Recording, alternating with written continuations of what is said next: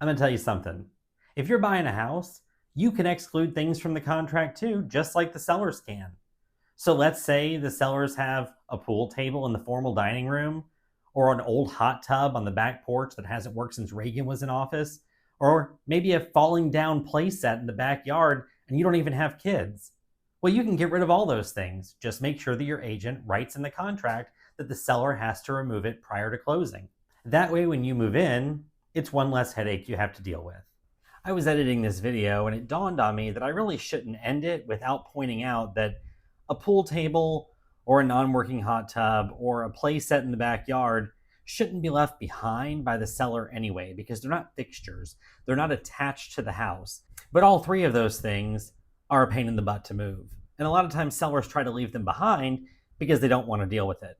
So it's always good to put something in the contract that says, you might want to leave that behind, but I don't want it. So make sure you get rid of it.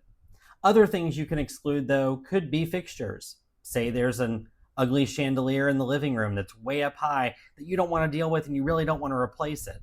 Asking them to remove it prior to closing will help you and you won't have to deal with it afterward, because that's something that would be left behind by the seller because it's a fixture and is attached to the house.